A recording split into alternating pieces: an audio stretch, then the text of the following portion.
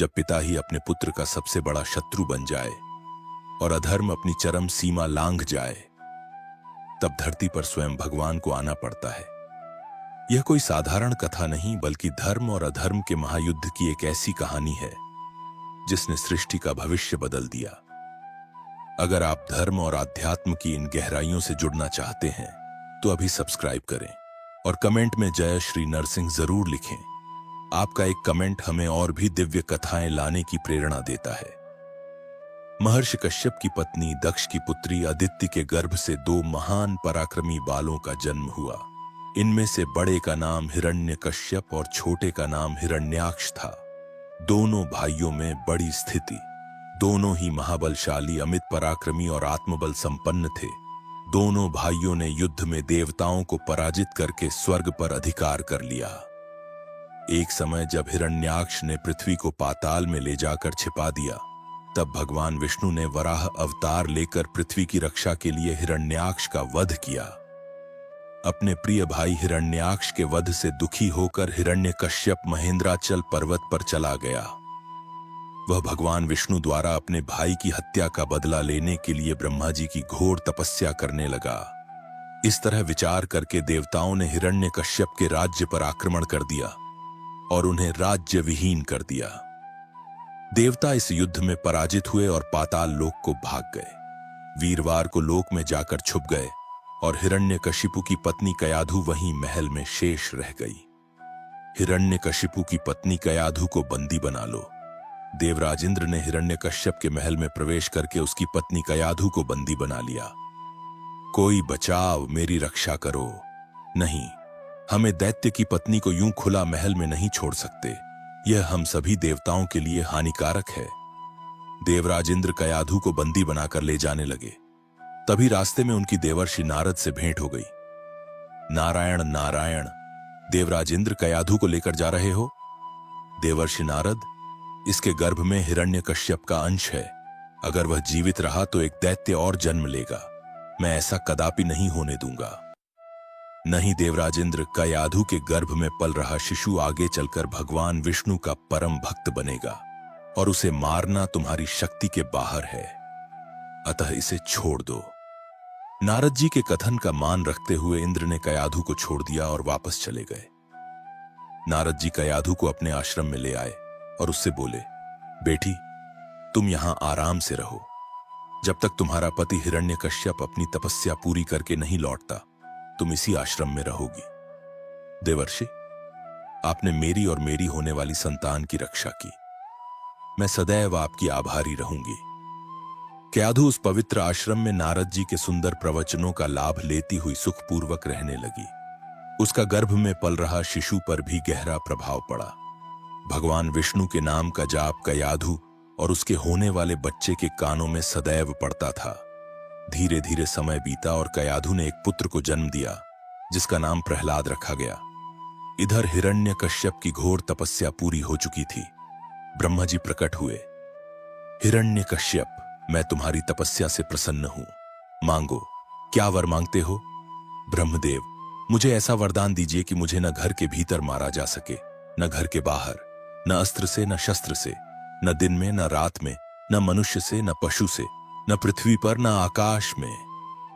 ठीक है पुत्र, यदि तुम्हारी ऐसी इच्छा है तो मैं तुम्हें वरदान प्रदान करता हूं। वरदान मिलने के बाद हिरण्यकश्यप ने हम लोगों पर अत्याचार करना आरंभ कर दिया।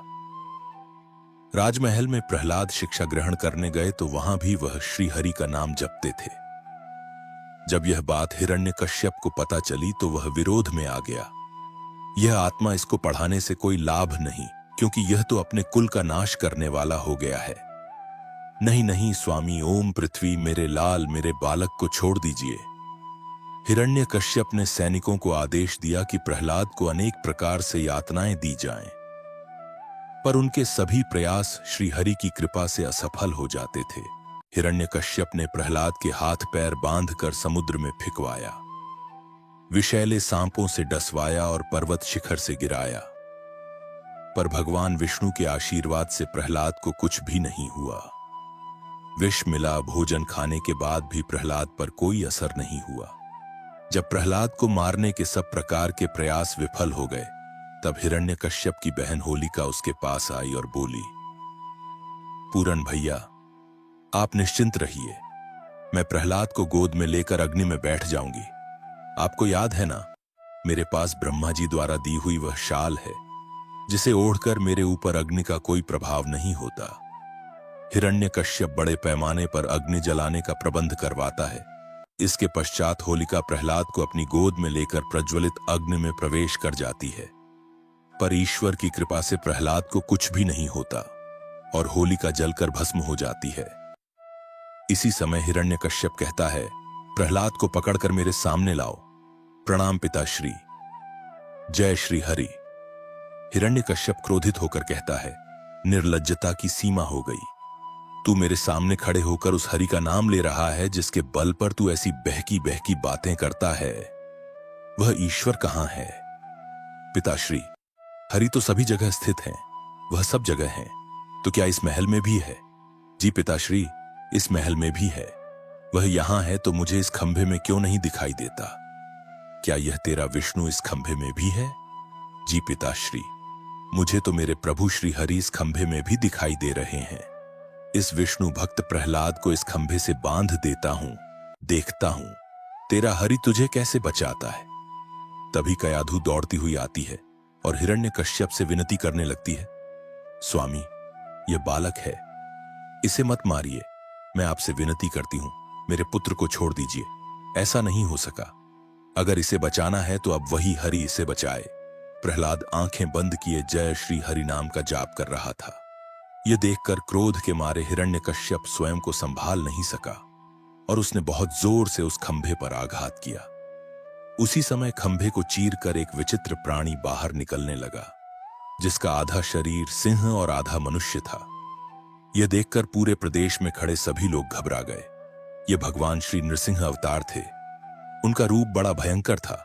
विष के समान पीली पीली आंखें, बड़ी विकराल, और उनके भयंकर शब्दों से कोई भी उनका सामना करने का साहस नहीं कर पा रहा था। यह देखकर हिरण्यकश्यप गदा उठाकर नृसिंह भगवान की ओर दौड़ा। तब भगवान नृसिंह और हिरण्यकश्यप के बीच युद्ध आरंभ हो गया। नृसिंह भगवान ने हिरण्यकश्यप को झपटकर दबोच लिया और उसे सभा की चौखट पर ले जाकर अपनी जांघों पर गिरा लिया। बोले, हिरण्यकश्यप, ब्रह्मा जी के वरदान के अनुसार नगर के भीतर चौखट पर संध्या के समय बिना अस्त्र शस्त्र के मैं तुझे अपने नाखूनों से मार रहा हूं। इतना कहते ही नृसिंह भगवान ने अपने नाखूनों से हिरण्यकश्यप का कलेजा चीर दिया और उसे पृथ्वी पर पटक दिया। फिर वहां उपस्थित उसके अन्य सैनिकों और समर्थकों को भी मार डाला। भगवान नृसिंह का क्रोध बढ़ता ही जा रहा था। वे हिरण्यकश्यप के सिंहासन पर विराजमान हो गए।